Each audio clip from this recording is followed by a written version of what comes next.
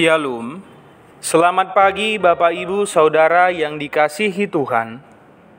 Selamat berjumpa kembali dalam Mutiha Hangoluan, Renungan Harian pagi ini, Senin 17 Februari 2025, dengan bacaan Alkitab dari Ibrani pasal 12, ayat 1 sampai 17.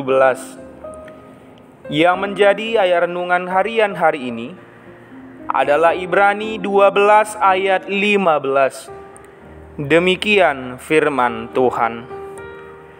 Jagalah supaya jangan ada seorang pun menjauhkan diri dari kasih karunia Allah, agar jangan tumbuh akar yang pahit, yang menimbulkan kerusuhan dan yang mencemarkan banyak orang.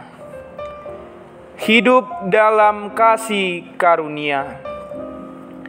Bangsa Indonesia adalah bangsa yang majemuk, yang terdiri dari berbagai suku, budaya, etnis, agama, bahasa, dan adat. Bagaimana cara menyatukan keberagaman tersebut? Yaitu dengan adanya istilah Bhinneka Tunggal Ika, berbeda-beda tetapi tetap satu. Hal demikianlah yang diharapkan melalui kitab Ibrani, agar orang-orang percaya atau umat Tuhan mampu hidup damai dan hidup harmonis walaupun di tengah-tengah keberagaman. Itu sebabnya keharmonisan umat Allah dapat dilihat dengan efektif, bukan melalui tidak adanya perbedaan ataupun perselisihan. Namun keharmonisan itu dapat dilihat apabila umat Allah bisa hidup rukun dan harmonis dalam perbedaan antara satu dengan yang lain.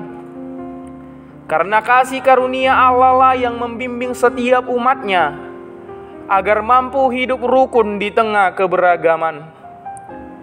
Saudara yang terkasih dalam nama Tuhan Yesus Kristus, kitab Ibrani ini mengajak agar setiap orang yang percaya dapat mengusahakan kehidupan yang harmonis dan rukun dengan semua orang, dengan cara mempraktikkan hidup di dalam kasih karunia Allah. Dengan kasih karunia Allah, setiap orang yang percaya mampu untuk saling memperhatikan, menolong, dan juga menguatkan. Itu sebabnya kitab Ibrani memberi peringatan yang sangat tegas mengenai kemurtatan. Janganlah ada satupun orang percaya yang mengalami kemurtatan. Karena sifat kemurtatan itu adalah menjauhkan diri dari kasih karunia Allah. Menjauhkan diri dari kasih karunia Allah berarti memilih untuk tidak hidup dalam iman dan anugerah Allah. Hal ini dapat terlihat dari ketidaktaatan dan juga kebiasaan hidup dalam dosa. Kitab Ibrani juga menjelaskan akibat dari kemurtatan. Orang akan menjauhkan diri dari kasih karunia Allah, yang mengakibatkan tumbuhnya akar pahit yang dapat menimbulkan kerusuhan dan mencemarkan banyak orang. Akar pahit mengacu pada sikap atau hati yang penuh dendam, iri hati, dan kebencian. Dan dalam konteks rohani, akar pahit ini bisa menjadi pengganggu bagi orang-orang yang percaya untuk hidup dalam keharmonisan di tengah keberagaman, dan akan merusak persatuan. Saudara yang terkasih, mari kita memperhatikan hati kita masing-masing.